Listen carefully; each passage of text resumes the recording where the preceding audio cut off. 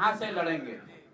तो भैया जहां से पार्टी तय करेगी वहां से लड़ेंगे। अभी हमारे नाम से, क्योंकि आप में से कुछ लोगों को पता होगा कि अभी जन स्वराज में आवेदन की प्रक्रिया चल रही है।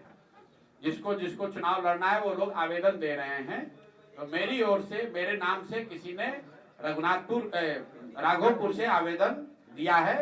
जन स्वराज पार्टी के नेता प्रशांत किशोर पहले कहते हैं कि बिहार के सभी विधानसभा सीटों पर वे चुनाव लड़ेंगे और चुनाव से पहले किसी भी दल के साथ गठबंधन नहीं करेंगे। वहीं आज प्रशांत किशोर ने बड़ा ऐलान करते हुए कहा कि वे खुद बिहार विधानसभा के राघोपुर सीट से चुनाव लड़ेंगे। नमस्कार, आप देख रहे हैं डेली बिहार और मैं हूं रोशन झा। राघोपुर अर्थात तेजस्वी यादव की सीट, राघोपुर अर्थात वह सीट जहां से लालू यादव के बेटे और नेता प्रतिपक्ष तेजस्वी यादव चुनाव जीतकर बिहार विधानसभा पहुंचे हैं। तो कह सकते हैं कि कुल मिलाकर प्रशांत किशोर ने तेजस्वी यादव को चैलेंज करने का काम कर दिया है। तो इस मामले पर हमारे साथ बात करने के लिए वरिष्ठ पत्रकार और संपादक अशोक मिश्रा सर हैं। उनसे पूछेंगे कि प्रशांत किशोर ने जो यह ऐलान किया है कि वे आगामी विधानसभा चुनाव में राघोपुर से चुनाव लड़ेंगे, तेजस्वी यादव को डायरेक्ट टक्कर देंगे, आखिर इसके क्या मायने हैं और बिहार विधानसभा चुनाव में इसके कौन से इम्पैक्ट देखने को मिल सकते हैं। सर, प्रशांत किशोर पहले कहते हैं कि 243 सीट पर वे अपने उम्मीदवार को उतारेंगे, वहीं आज उन्होंने यह कह दिया है कि राघोपुर सीट से चुनाव लड़ेंगे जहां से तेजस्वी यादव चुनाव लड़कर विधानसभा पहुंचते हैं। इस बयान को किस तरह से देखते हैं, मायने क्या है? देखिए, जन स्वराज पार्टी के सर्वे सर्वा प्रशांत किशोर लगातार बिहार दौरे पर हैं और पिछले 2-3 दिनों से वो पश्चिम चंपारण और पूर्वी चंपारण के दौरे पर हैं और आज उन्होंने मोतिहारी में एक प्रेस कॉन्फ्रेंस में ये ऐलान किया है कि राघोपुर विधानसभा क्षेत्र के कार्यकर्ताओं ने पत्र भेजा है और उन्होंने हमको यानी कि प्रशांत किशोर को राघोपुर से चुनाव लड़ने का निमंत्रण दिया है। तो पार्टी के कार्यकर्ताओं की ये मंशा है और वो चुनाव लड़ सकते हैं राघोपुर से। देखिए, राघोपुर चुनाव क्षेत्र जो है वो काफ़ी महत्वपूर्ण है लालू राबड़ी परिवार के लिए और लगातार उस चुनाव क्षेत्र पर आरजेडी का वर्चस्व रहा है और राबड़ी देवी वहाँ से विधायक रही हैं, मुख्यमंत्री के रूप में राबड़ी देवी भी वहाँ से विधायक रही हैं और तेजस्वी यादव भी वहाँ से विधायक रहे हैं और उप मुख्यमंत्री भी तेजस्वी यादव रहे हैं और वहाँ पे बिहार विधानसभा में विरोधी दल के नेता भी तेजस्वी प्रसाद यादव रहे। एक बार बीजेपी के उम्मीदवार सतीश कुमार ने उनको चुनाव में हराया, लेकिन लगातार ये 2 चुनाव तो तेजस्वी जीते हैं। एक चुनाव राबड़ी देवी चुनाव हार गई थी जी, उसी सतीश कुमार ने उन्हें हराया था। लेकिन राघोपुर क्षेत्र की जो बनावट है वो बनावट कहिए तो पूरे का पूरा वो राघोपुर का जो इलाका है वो दियारा का इलाका है, गंगा के किनारे का इलाका है और सबसे बड़ी बात है कि वहाँ यादवों की संख्या काफ़ी है, सबसे ज़्यादा है। तो ऐसी परिस्थिति में वहाँ किसी दूसरी जाति और किसी दूसरे दल के उम्मीदवार को चुनाव लड़ने में और जब लालू परिवार सामने हो तो काफ़ी कठिनाई का सामना करना पड़ता है। और आपने देखा होगा कि तेजस्वी प्रसाद यादव जब उप मुख्यमंत्री बने 2020 में तो राघोपुर इलाके में ही जो वो पुल बनाया जा रहा है, 4 लेन पुल जो दीदारगंज से जा रहा है बन करके, तो वो कहीं न कहीं राघोपुर के इलाके की सूरत बदलने में वो काफ़ी महत्वपूर्ण बिल्कुल।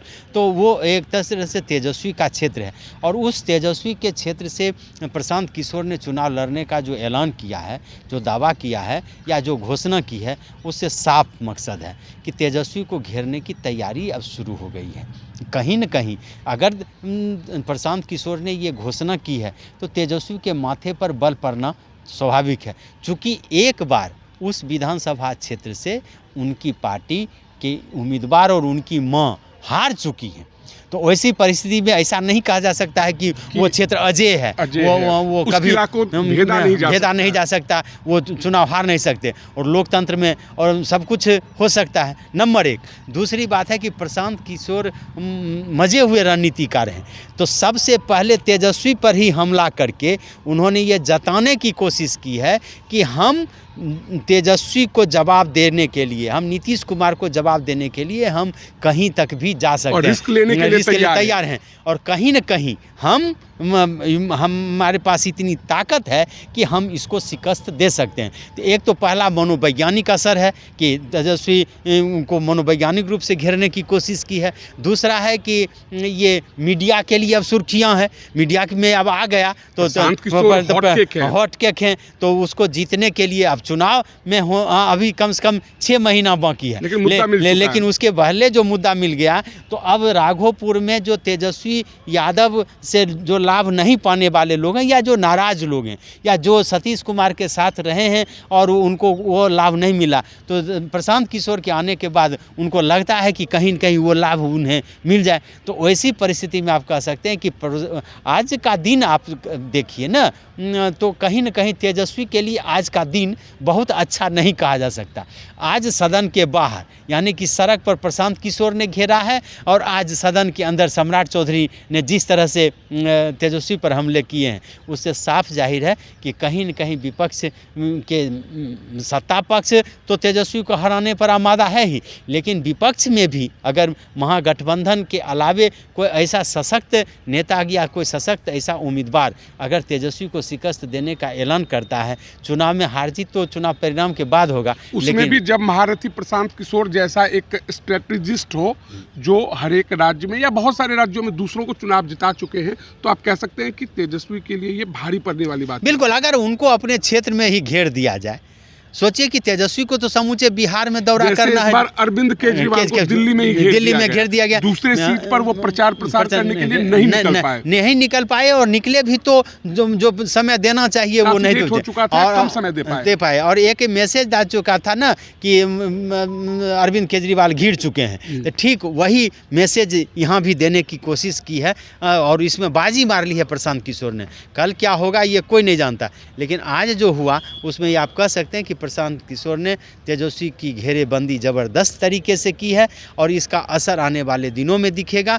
इसकी हालांकि आज तो आप प्रेस कॉन्फ्रेंस में गए थे, तेजस्वी ने प्रशांत किशोर पर कुछ भी कहने से इनकार कर दिया। तेजस्वी यह दिखाना चाहते हैं कि वो नोटिस नहीं लेंगे, लेकिन एक बात तो तय है कि अगर चुनाव के क्षेत्र में कोई वैसा उम्मीदवार खड़ा होता है जो साम दाम दंड भेद तीनों अपनाने में माहिर है, जो एक रणनीतिकार है, और जो जातीय समीकरण से इतर बिहार में चुनाव चाहता है या घोषणा करता है कि वो जातीय समीकरण से अलग बिहार की दशा बदलना चाहते हैं, तो ऐसी परिस्थिति में वो ये कहीं न कहीं संदेश देने की कोशिश कर रहा है कि हम चुनाव लड़ने के लिए और तेजस्वी से और नीतीश से सीधे भिड़ने के लिए तैयार हैं। जी, यानी आप ये भी कह सकते हैं कि प्रशांत किशोर ने 2-4 दिन पहले कहा था कि आरजेडी के लालटेन से तेल निकालना है, तो इसको लेकर उन्होंने पूरा प्लान बना लिया। इसमें क्या शंका है?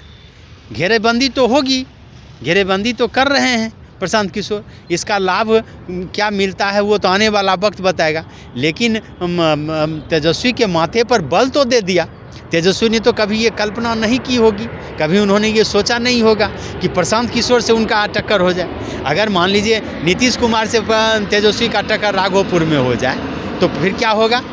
चुनाव हार जीत अपनी जगह पर है, लेकिन चुनाव प्रचार में तो तेजस्वी को समय देना पड़ेगा, संसाधन धोखना पड़ेगा, नई रणनीति बनानी पड़ेगी। तो इसलिए कह सकते हैं कि जैसे राबड़ी देवी को हरा के सतीश कुमार 5 साल के लिए विधायक बने, लेकिन उनका जो परफॉर्मेंस रहा वो कहीं न कहीं राघोपुर के लोगों को ऐसा नहीं लगा कि हमको राबड़ी देवी से ज़्यादा लाभ मिला है। फिर तेजस्वी आए, और तेजस्वी ने आते ही अब राघोपुर के इलाके में जिस तरह से 4 लेन पुल चाहे जैसे भी हो, लेकिन राज्य सरकार ने फैसला लिया और उसके तहत 4 लेन सड़क पुल बनना शुरू हुआ और वह तो लगभग अब अंतिम चरण में है। तो तेजस्वी तो ये ज़रूर कहेंगे कि हमने विकास कार्यों को किया है, हमको आपने ताकत दिया है, तो उस ताकत का हमने सदुपयोग किया और हमने आपको लाभ पहुँचाने की कोशिश की है। तो ऐसी परिस्थिति में आप कह सकते हैं कि आने वाले दिनों में तेजस्वी के लिए ये परेशानी तो निश्चित रूप से बढ़ेगी। कितनी बढ़ेगी, क्या होगा, वो तो कल की बात है। फिलहाल कह सकते हैं कि तेजस्वी